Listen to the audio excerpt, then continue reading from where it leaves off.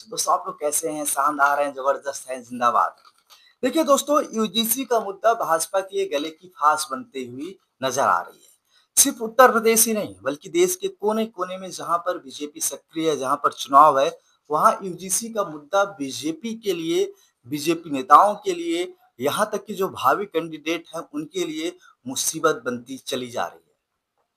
देखिए कोलकाता की बात करूं, अगर पश्चिम बंगाल की अगर मैं बात करूं तो वहां पर भी यूजीसी का मुद्दा सर चढ़ के बोल रहा है।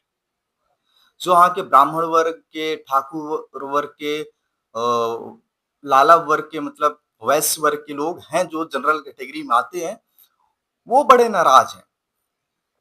वो लगातार कमेंट्स में कह रहे हैं कि भाई साहब, बीजेपी तो सवर्णों को खत्म करने के लिए आमदा हो गई है। बीजेपी शायद अपनी विचारधारा को भूल रही है।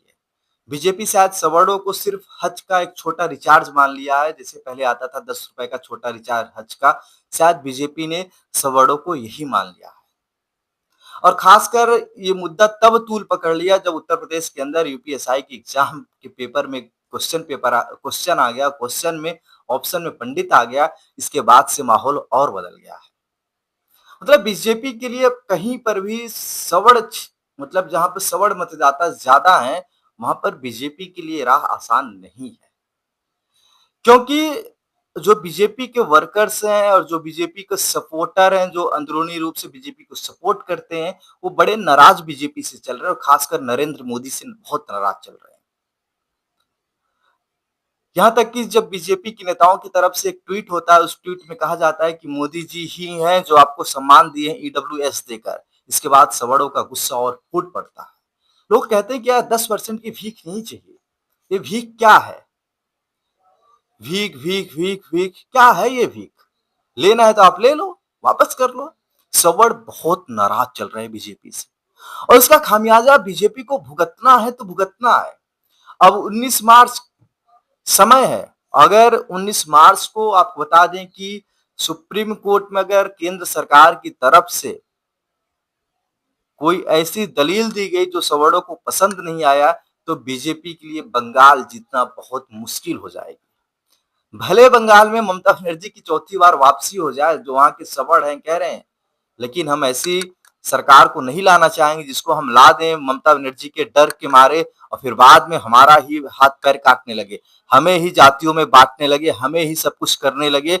बंगाल के लोग साफ कर रहे हैं, आप हमारे वीडियोस के जाके कमेंट में देखिए, यार हम ऐसी सरकार को क्यों ले जो हमें ही काटना शुरू कर दे, हमें ही जातियों में बांटना शुरू कर दे, हमें धर्म के नाम पर अपने पाले में ले ले, फिर हमें जातियों के नाम पे बांटना शुरू कर दे। नरेंद्र मोदी की जब सरकार 2014 में आई थी, आप लोग एक चीज याद रखना कि जब नरेंद्र मोदी की 2014 में सरकार आई थी, उस समय कह रहे हैं कि उस समय नरेंद्र मोदी कह रहे थे कि हम जातिवाद को पूरी तरीके से खत्म कर देंगे, हम विकासवाद पर राजनीति करेंगे, हम विकास की चर्चा करेंगे, हम विकास के अलावा किसी अन्य मुद्दे को छुएंगे भी नहीं। लेकिन जैसे जैसे समय बीता, नरेंद्र मोदी को भी पता चल गया कि भाई साहब, राजनीति करनी है तो जाति पर राजनीति करके हम सत्ता में बने रहेंगे, चाहे जो राज्य हो। जाति के नाम पर आपको बता दें कि जाति के नाम पर हमारे देश में जाति देखकर टिकट दिया जाता है, जाति देखकर नौकरी दी जाती है, जाति देखकर सब कुछ होता है। लेकिन अगर कोई अपनी जाति के लिए लड़ना शुरू कर देता है तो क्या स्थिति होती है आप सब समझ सकते हो, उसको जातिवाद घोषित कर दिया जाता है।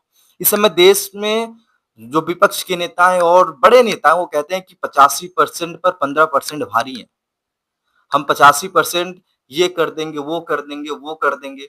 आए दिन कहा जाता है कि शुद्धि का ब्राह्मण इनकी लड़कियों को लाओ, इनका शुद्धिकरण करेंगे, ये करेंगे, फलाना करेंगे, ठिकाना करेंगे, ये सब बयान दिए जाते हैं। और फिर कहा जाता है कि हमारी जाति ये, हमारी जाति, हमारे पूर्वज ये थे, हमारे पूर्वज ये थे। फिर सवाल ये उठता है कि अगर तुम्हारे पूर्वज इतने शक्तिशाली थे, इतने शक्तिमान थे, तो आप लोग कौन सी उस किताब में पढ़ लिए हो जिसमें आपको कहा जाता है कि 5000 साल तक इनको पानी नहीं पीने दिया, घर के बाहर घूमने नहीं दिया गया। आखिर क्या होगा चुनाव में? यूजीसी का मुद्दा, उसके बाद यूपीएसआई का मुद्दा, उसके बाद लगातार सवर्णों को दरकिनार करना, चाहे कैबिनेट हो चाहे जो हो, पार्टी सवर्णों का टिकट काट रही है, सवर्णों को कोई पद नहीं दे रही है और धीरे धीरे सवर्णों को दरकिनार कर रही है। आखिर क्या इसका असर बंगाल की पॉलिटिक्स में भी पड़ेगा, आसाम में भी पड़ेगा, केरला में भी पड़ेगा, तमिलनाडु में भी पड़ेगा। आप लोग हमें अपनी राय कमेंट बॉक्स में दोस्तों ज़रूर बताइए। बने रहिए दोस्तों आप हमारे साथ हिमांशु जर्नलिस्ट के साथ। दोस्तों आप लोग बताइए क्या यूजीसी का प्रभाव बीजेपी को ले डूबेगा? आप लोग अपनी राय हमें कमेंट बॉक्स में ज़रूर बताइए, लेकिन आपको रुकना नहीं है।